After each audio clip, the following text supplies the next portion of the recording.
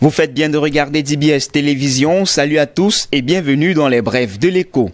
Dans le cadre de la mise en œuvre des 11 projets intégrateurs prioritaires de la CEMAC ayant fait l'objet d'un tour de table les 16 et 17 novembre 2020 à Paris, le Cameroun devra bénéficier de 30,55 millions d'euros, soit 20 milliards de francs CFA sur les 470 millions d'euros, soit 308 milliards de francs CFA promis par la Banque de développement de l'Afrique centrale, la BDEAC. Dans le détail, les projets touchant le Cameroun pour lesquels la banque se positionne sont les suivants. La construction d'un pont sur le fleuve Ntem, facilitation du transport et sécurité routière sur la route transnationale Kribi-Kampo-Bata sur le corridor Yaoundé-Bata de 13,59 millions d'euros, soit 8,9 milliards de francs CFA.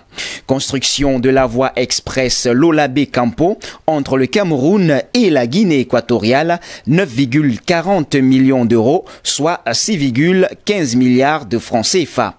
Interconnexion du réseau de fibres optiques entre le Cameroun et les autres pays de la CEMAC, 7,56 millions d'euros, soit 4,96 milliards de francs CFA. Les autres projets où la BDEAC se positionne sont la construction des tronçons manquants de la route Ndende-Doussala à Dolissi, du corridor Libreville-Brazzaville, 61,18 millions d'euros, soit 40,13 milliards de francs CFA. Construction de la route Congo à Kourenam du corridor Bata-Libreville, 200 millions d'euros, soit 131,2 milliards de francs CFA.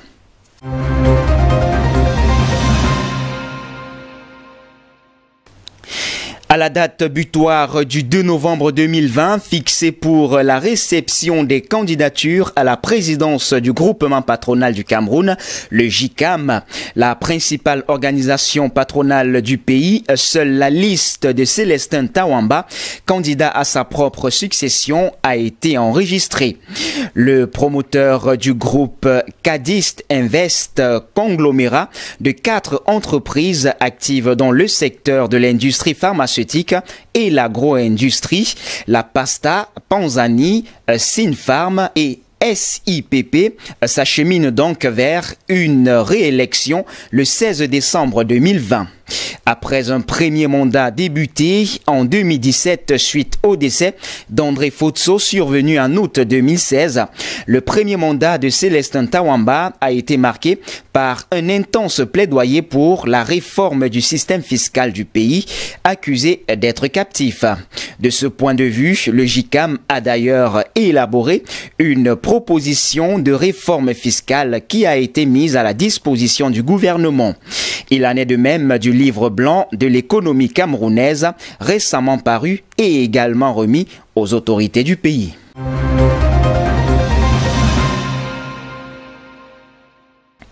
Dans le cadre du lancement de la deuxième phase de la bourse unifiée de la CEMAC, la commission de surveillance du marché financier de l'Afrique centrale, la COSUMAF, recueille du 19 au 29 novembre courant par courrier ou directement en commentaire sur son site web les amendements de ces projets de texte réglementaires. Les différents intervenants directs ou indirects du marché financier de l'Afrique centrale, organismes intermédiaires de marché, ainsi que le public en général sont informés que les projets de proposition de texte réglementaire du marché sont disponibles sur le site web de la COSUMAF, www.cosumaf.org, en vue de recueillir tout commentaire, objection, observation lié à cette refonte, explique ainsi Nagoum Yamassoum, le président de la commission, dans un communiqué signé le 19 novembre courant. Il explique que depuis plusieurs mois, les équipes de la COSUMAF, de la Banque mondiale, de la Banque centrale et d'autres représentants de structures et d'acteurs du marché travaillent à la refonte et à l'optimisation des textes de base du régulateur et du marché financier. La deuxième phase de la fusion des marchés financiers de l'Afrique centrale s'articule autour de la dynamisation du marché financier à travers la restructuration de l'optimisation fonctionnelle des organes, la réforme réglementaire et l'efficacité opérationnelle des différentes structures de marché.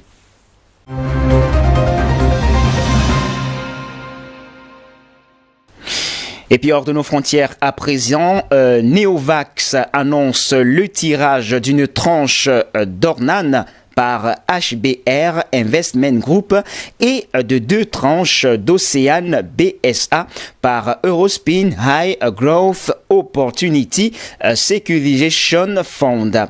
Ces 3 tranches d'une valeur nominale d'1 million d'euros par tranche ont été souscrites ce lundi, soit une levée de fonds totale de 3 millions d'euros, soit 2,9 millions d'euros net. Le produit de ces opérations sera destiné à financer le plan stratégique de la société, soit 50% pour le programme de recherche Kinoïde sur les allergies et 50% pour l'activité d'investissement, indique ainsi Neovax. Le tableau de suivi des obligations de Océane BSA en circulation sera donc mis à jour en conséquence, précise ainsi la société.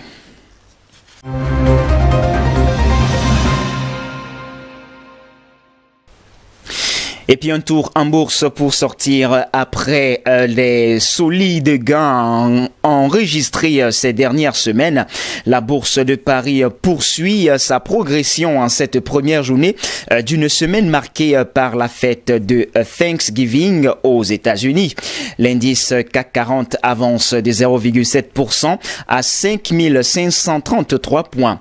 Le marché parisien avait fini la séance vendredi en hausse de 0,4 points à 5496 points, ratant de peu la barre des 5500 points, mais le bilan de la semaine s'avère largement positif avec une progression de 2%. Mieux, l'indice vedette affiche désormais 21% de gains depuis le 30 octobre dernier. Mais les marchés américains seront fermés jeudi et n'ouvriront vendredi que pour une séance écoutée. La semaine s'annonce cruciale car les investisseurs redoutent de la mise en place de nouvelles restrictions nettes mettant ainsi en péril la saison de fin d'année qui débute traditionnellement aux États-Unis avec la fête de Thanksgiving et la grande messe commerciale du Black Friday. Eh bien, c'est sur ce qu'on va mettre un point final au bref de l'écho de ce jour. Mesdames, Mesdemoiselles et Messieurs, merci de nous avoir suivis. Les informations se poursuivent sur nos antennes d'IBS Télévision. Restez donc des nôtres naturellement.